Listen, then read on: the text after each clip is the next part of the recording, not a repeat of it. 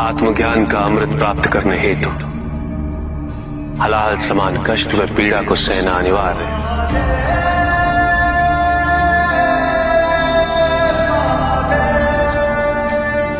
जो मनुष्य इसे स्वीकार नहीं करेगा वो आध्यात्मिक पद तक नहीं पहुंच सकता।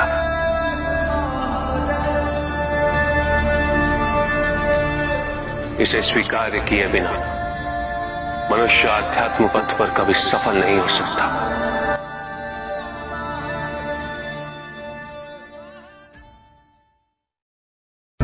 कुछ भी सुनने और समझने के लिए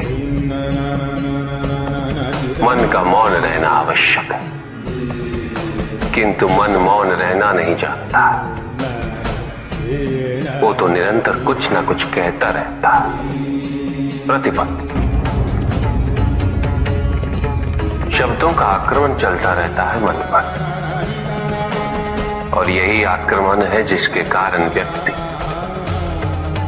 कभी भी शब्दों के परे नहीं जा पाता। जहां जीवन की सत्यता का उसकी प्रतीक्षा कर रहा होता है, किंतु भक्ति में परिवर्तन क्यों? संदेह,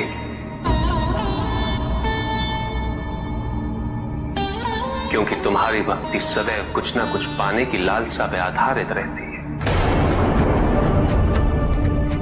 ये भक्ति प्रेम नहीं, क्योंकि प्रेम कभी कुछ नहीं मांगता,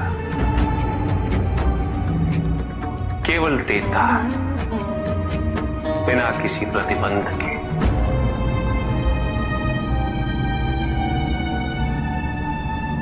और वही प्रेम को परिपूर्ण भी करता है कि क्या उचित है और क्या अनुचित, ये तो प्रकृति में आदिकाल से ही निहित है। ये नियम तो केवल सृष्टि के नियम है,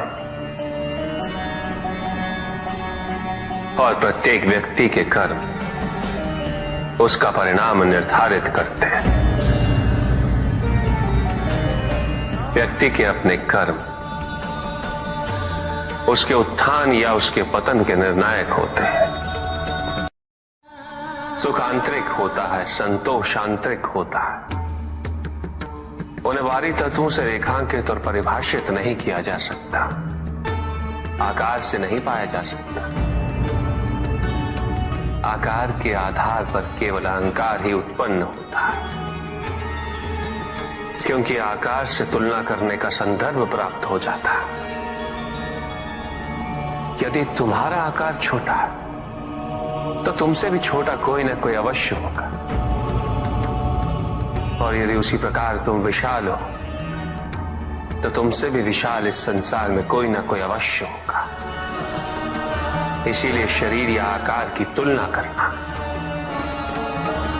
कभी भी शाश्वत सुख का आधार नहीं बन सकता।